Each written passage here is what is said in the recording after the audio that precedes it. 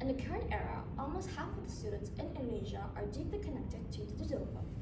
I mean, how can they not when it's ingrained in their everyday lives? We wake up to a screen, study through one, and kind of unwind ourselves with another screen. To the point where what used to be a normal academic life has quietly turned into an exhausting digital cycle that impacts our sleep, emotions, and our focus. My name is Pepper, and for today, I want to talk to you all about why Indonesian universities should implement a screen time regulation policy to protect our mental health. As a fellow stressed out third semester student, I've noticed my friends and I start to lose motivation and experience intense burnout because of constant screen overstimulation, which is quite ironic since the tools that we used to learn have become triggers for our fatigue and anxiety. And now I want to persuade you all on how universities need to implement screen time regulation in 3 points. 1. How digital overload harms student mental health. 2. How unregulated screen use affects academic focus and performance. And 3. How a campus-based screen time regulation policy can restore mental balance and promote well-being. Let's begin by understanding how digital overload impacts our mental health. According to Twenge and Campbell, students who tend to spend an extra amount of hours screening have significantly lower psychological well-being, which includes higher levels of anxiety, loneliness, and depression. Their research discovered that young people who spend more than 4 hours on their screens are likely to experience mental illnesses or distress. A study by Nugraheni also revealed that longer screen exposure can lead to higher rates of digital burnout and emotional fatigue amongst Indonesian students, thus proving how our digital habits can affect us beyond our eyes, as they also exhaust our minds. While scrolling through endless content between classes might seem harmless at first, it actually conditions our brains for distraction instead of resting as time goes by. But it's not only our emotions that suffer, as our academic engagement also takes a hit.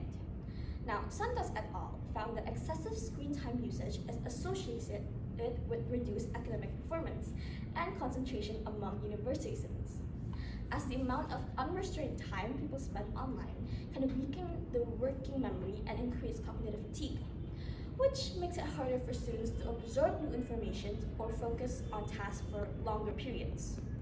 Another study by Alcaba et al. Also revealed that students who spend long hours on their devices develop poorer sleep quality, which in turn lowers their motivation and academic achievement. In simpler terms, the more time we spend staring at our screens, the less energy we have that could have been used to think deeply, reflect, or learn effectively. It comes to the point where trying to become productive can become easily tiring since our brains can barely take a break. So, if our mental health and academic performance are at risk, what can universities do to help? Well, they can implement a screen time regulation policy that can promote mental and emotional balance. Now, this does not mean necessarily banning devices altogether. It means universities can actually advocate for a program with structured limits and healthy digital routines.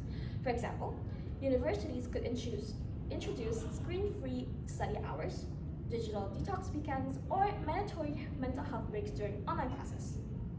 A study by Widaja and Beck supports this idea, as they found that digital wellness initiatives like screen-free zones and mindful tech practices significantly reduce stress and can improve overall student well-being. If possible, Indonesian universities can adopt a similar approach by encouraging professors to assign online activities or provide reminders for digital breaks to enhance students' focus and reduce mental strain. Through screen time regulation policies, campuses can demonstrate their commitment to valuing not only academic success but also psychological resilience. In conclusion, while our screens are essential tools, they also carry an intense, invisible burden. We've seen how much digital overload can harm students' mental health, how unregulated screen usage severely weakens academic focus, and how screen time regulation policies have the potential to restore balance and well-being. So, if the next time you're opening another tab for a coursework, or even scrolling through social media between classes, ask yourself if it's actually helping you rest your mind, or just adding more to your stress. Keep in mind that technology should aid students, not exhaust them. And I believe it's time for our universities to acknowledge that our mental health protection should encompass digital balance through the implementation of screen time regulation policies, where Indonesian universities can guarantee that students can thrive in the digital era instead of just surviving in it. Thank you.